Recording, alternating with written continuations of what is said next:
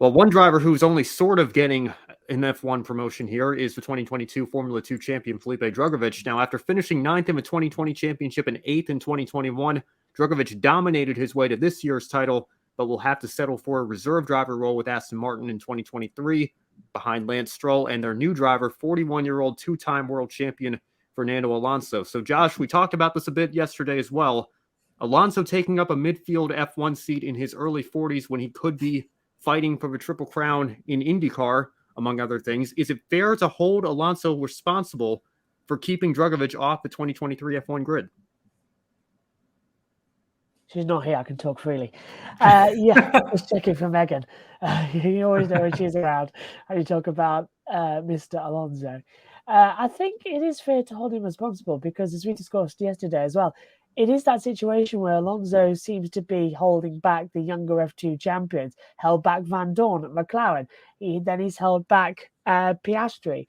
Then he's held back as well Drugovich. And it's getting a bit silly now where you can trace it back. I think there's even somebody saying that he held back Palmer when he came into Formula One as well. And he definitely held back Davide Valsecchi at Ferrari as well in 2012 when he was at Ferrari, because they were supposed to replace Massa in 2013 with Davide Valsecchi, and Alonso vetoed it, and that cost us a Valsecchi win as well. And Davide Valsecchi is a fantastic racer, so a bit disappointed with that. But for Drugovich, I do feel it's a bit of a kick. Yes, he's going to Super Formula. Yes, it's a very quick formula, almost as quick as Formula One. But Drugovich has been absolutely stunning this year. We've talked about on this show as well, the fact that in Spain, doing the double, sprint and feature and pole position and the fastest laps, dominating that weekend, took such a hold of the championship. He had it wrapped up 2 rounds early. That is what we needed to see. And I do feel sorry for him that he's not allowed into Formula One next year because of Fernando Alonso. But the state that Aston Martin team is right now, I don't think he'd want to be in Formula One because he'll quickly get demotivated or quickly struggle. And I think that a year as a development driver and racing in Super Formula will keep him match fit and get him in 2024 with another team that has a Mercedes engine will probably be better. But I do feel sorry for Drugovich because Brazil deserve a great F1 driver and Drugovich is a great driver.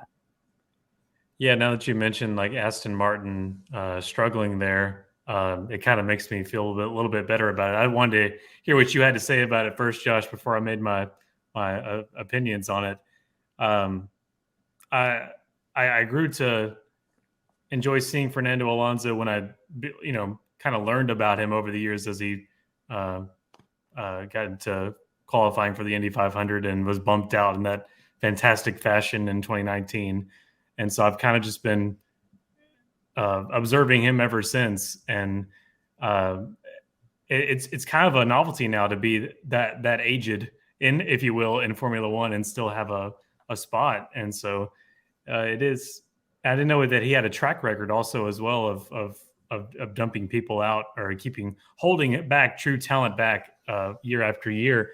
And Felipe Drugovich, my goodness, he deserves to be there. But at the same time, it's good to see that maybe this is, as some might say, a blessing in the skies or in disguise, that he's gonna have to wait a couple of years, and maybe when Fernando finally does decide to move on, perhaps to IndyCar with Tony Kanaan and the gang, then Felipe will finally have either a better Aston Martin team or he'll have a better opportunity somewhere else.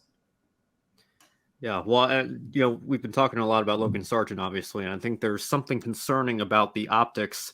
And, I've got to be fair here because I remember, being in high school as an American, watching Alexander Rossi finish second in the GP2 standings in 2015 and thinking to myself, well, how is it possible that Rio Harrienzo gets a seat when he finished fourth? Rossi had a better year statistically, but Rio brought the Indonesian oil money, and that was the difference there.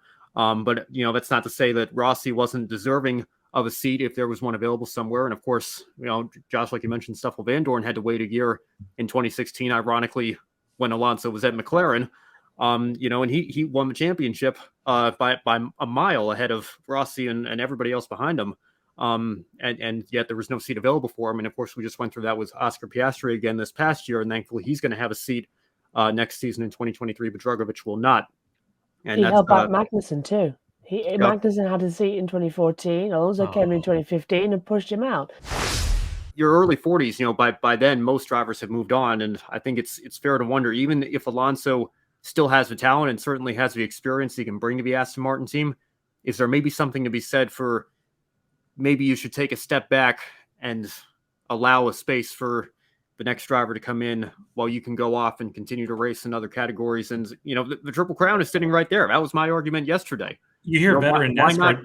Yeah. Go ahead, Brandon. You hear veteran NASCAR drivers talk like that all the time. They see the talent coming under them, and they know it's just time.